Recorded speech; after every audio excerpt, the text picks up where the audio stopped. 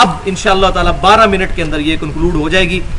اب ہم اپنے پورے لیکچر کو جو ہے سمرائز کرتے ہیں کہ 5 صحیح وسیلے ہیں جو اختیار کیے جا سکتے ہیں. نمبر 1 نیک اعمال کا وسیلہ جو خالصتاً اللہ کے لیے کیا اور وہ اپنا عمل ہو. نمبر 2 اللہ تعالیٰ کی صفات اور اسماء کا وسیلہ. نمبر 3 جنت میں ایک الوسیلہ مقام ہے جو نبی صلی اللہ علیہ وسلم کے لیے الوسیلہ کی دعا کرے گا اذان سننے کے بعد، اذان کا جواب اور درود شریف اور ساتھ وہ دعا، اس کو نبی صلی اللہ علیہ وسلم کی شفاعت ملے گی. نمبر 4 نبی صلی اللہ علیہ وسلم کے مبارک تبرکات کا وسیلہ اختیار کرنا، صرف نبی صلی اللہ علیہ وسلم کے، سیدنا ابوبکر، عثمان و علی اور سیدنا عمر کے بھی نہیں، رضی اللہ عنہم اجمعین، صرف نبی صلی اللہ علیہ وسلم کے تبرکات. اور 5واں نیک آدمی سے جا کر دعا کروانا جو آپ کے سامنے موجود ہے. الحمدللہ. اب وفات کے بعد جو وسیلہ کسی کا پیش کیا جاتا ہے، جو ہمارے بریلوی اور دیوبندی بھائیوں کا مشترکہ عقیدہ ہے، اور دیوبند نے تو باقاعدہ المحند المفند میں لکھ دیا کہ کسی بھی بزرگ کے ہم وسیلے کے قائل ہیں، چاہے وہ زندہ ہو یا مر گیا ہو، کہ فلاں بزرگ کا وسیلہ تجھے. تو اس میں میرا پوائنٹ آف ویو پینڈولم کی دونوں ایکسٹریم سے ہٹ کے درمیان میں ہے. میرے نزدیک نبی صلی اللہ علیہ وسلم کے علاوہ کسی بھی شخصیت کا وسیلہ اس کی وفات کے بعد پیش کرنا اللہ کے حضور خالصتاً بدعت ہے. یہ دین میں ایگزیجریشن ہے. لیکن جہاں تک تعلق ہے نبی صلی اللہ علیہ وسلم کے وسیلے کا، اگر کوئی شخص آج کہتا ہے اے اللہ تجھے نبی صلی اللہ علیہ وسلم کا وسیلہ پیش کرتا ہوں، اس پہ ہم بدعت کا لفظ نہیں بولتے، کیونکہ حدیثیں بہت زیادہ ہیں اور بعض اوقات احادیث کی وجہ سے کسی مسلمان بھائی کو دھوکہ لگ جاتا ہے. حدیثیں تو بہت زیادہ ہیں. اب امام ابن تیمیہ رحمۃ اللہ علیہ پر بھی کئی چیزوں کا ذوف نہیں کھلا. آپ حیران ہوں گے کہ امام ابن تیمیہ رحمۃ اللہ علیہ وہ جو حدیث تھی نا المعجم الکبیر طبرانی کی، جس میں عثمان بن عفان رضی اللہ تعالیٰ کے زمانے میں حضور کی وفات کے بعد بھی 13-14 سال کے بعد وہ والی دعا وسیلے والی، اس کو امام ابن تیمیہ نے صحیح لکھا حدیث کو، لیکن ساتھ وہی پھر صحابی کی گستاخی کر دی کہ یہ حضرت عثمان کا فہم ہے، ہم نہیں اس کو مانتے. ادھر حضرت ابن عمر کی گستاخی کی، یہاں حضرت عثمان کی. اب تو وہ بھی بہانہ ختم ہو گیا تھا، علیکم بسنتی وسنت الخلفاء راشدین. اب عثمان غنی تو خلیفہ راشد تھے، وہ روایت ہی ضعیف تھی، لیکن امام ابن تیمیہ نے اس روایت کو صحیح لکھا اور ساتھ کہا میں عثمان کا وسیلہ، عثمان کا فہم نہیں مانتا، میرا اپنا فہم ہے. تو اس پہ پھر غلام سور سعیدی صاحب نے پھر وہ صحیح طریقے سے کلاس لی اور بالکل ٹھیک لی ہے. انہوں نے کہا ابن تیمیہ صاحب آپ کا ہم فہم مانیں گے یا حضرت عثمان کا فہم مانیں گے؟ تو اب اس روایت کو ابن تیمیہ بھی صحیح مانتے تھے، لہٰذا اس زمانے میں اگر وہ آج بھی جس کو روایت کا پتہ نہیں ہے کہ وہ ضعیف ہے اور کو حضور کا وسیلہ پیش کر لے، ہم اس کو بدعت نہیں کہتے، زیادہ سے زیادہ یہی کہیں گے ثابت نہیں. بس بچنے میں عافیت، خود نہیں ہم کریں گے. کیوں؟ صحیح بخاری اور صحیح مسلم کی حدیث ہے، متفق علیہ حدیث ہے. سیدنا برا بن عازب رضی اللہ تعالیٰ عنہ کو حضور نے ایک دعا سکھائی کہ رات کو سونے سے پہلے وضو کرو اور بستر پہ جا کر یہ دعا کرو، بڑی فضیلت والی دعا. اس میں الفاظ تھے وَنَبِيِّكَ الَّذِي أَرْسَلْتَ، اور میں ایمان لاتا ہوں اس نبی پر جو تو نے اے اللہ ہماری طرف مبعوث کیا.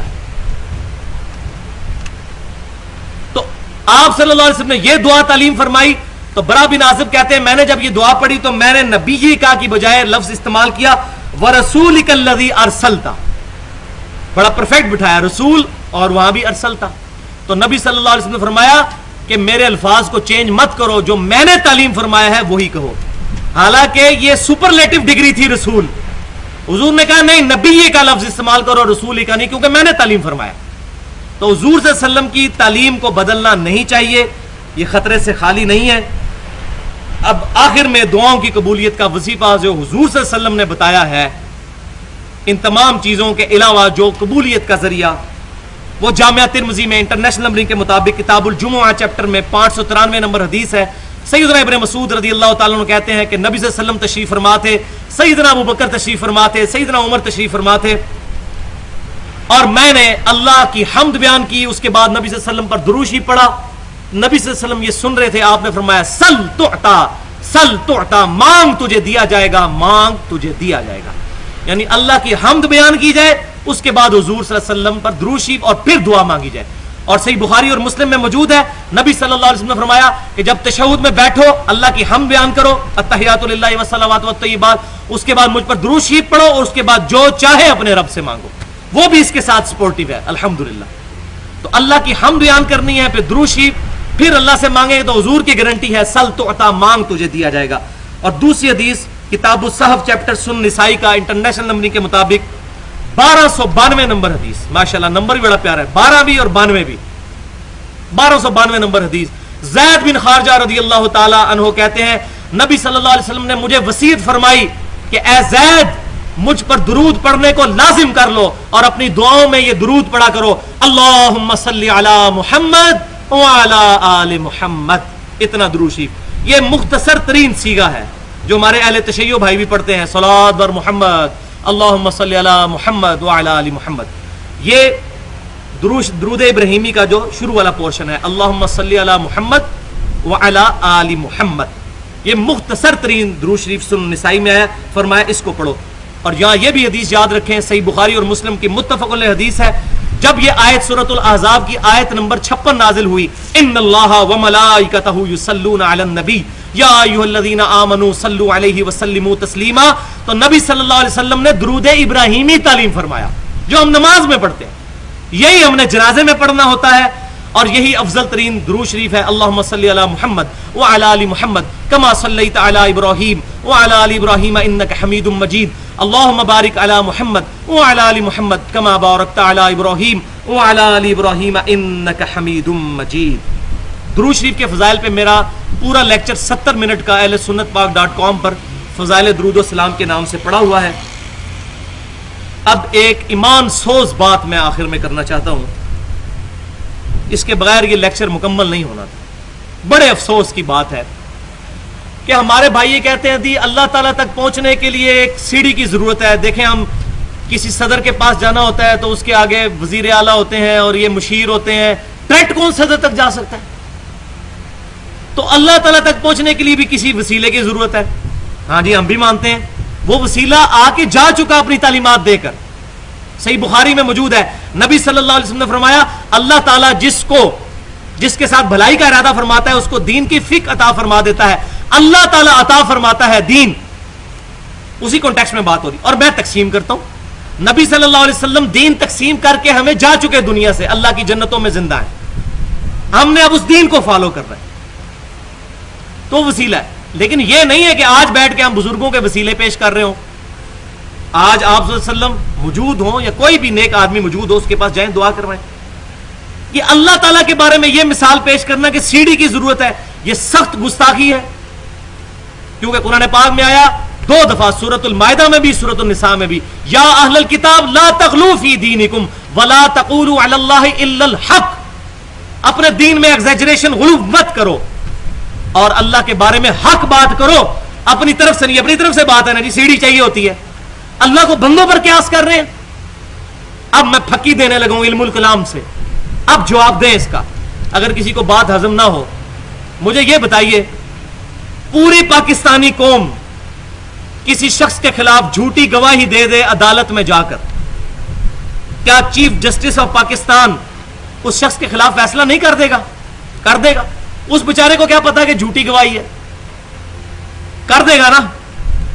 اور زمین و آسمان کی مخلوقات مل کر کسی شخص کے خلاف جھوٹی گواہی اللہ کے پاس پیش کر دیں، کیا اللہ بھی فیصلہ کر دے گا؟ کرنا چاہیے نا جی، اللہ کو بھی جج پہ قیاس کریں نا۔ اب یہ وہ علمی جواب ہے، علم الکلام، منطق سے، لاجک سے، فلسفی سے۔ اب بھی کہیں نا جی سیڑھی چاہیے ہوتی ہے تو دیکھیں جی وہ جج بھی فیصلہ کر دے گا تو اللہ بھی کر دے گا، اس کا مطلب ہے اللہ کو بندوں پر قیاس نہیں کرنا۔ وَلَا تَقُولُوا عَلَى اللَّهِ إِلَّا الْحَقَّ۔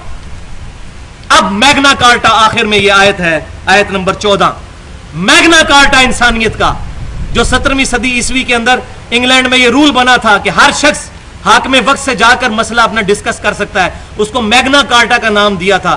میں نے اس سے یہ لفظ لیا ہے کہ انسانیت کا میگنا کارٹا سورۃ البقرہ کی آیت نمبر 186 ہے، وَإِذَا سَأَلَكَ عِبَادِي عَنِّي فَإِنِّي قَرِيبٌ۔ اے محبوب صلی اللہ علیہ وسلم، جب میرے بندے آپ سے پوچھتے ہیں میرے بارے میں تو فرمائیے میں بالکل تمہارے قریب۔ اللہ اکبر، نحن اقرب الیہ من حبل الورید، ہم تو رگے جان سے بھی زیادہ تمہارے قریب ہیں، اپنی شان کے لائق، عرش پر مستوی ہوتے ہوئے بھی ہماری رگے جان سے قریب ہے ہمارا رب۔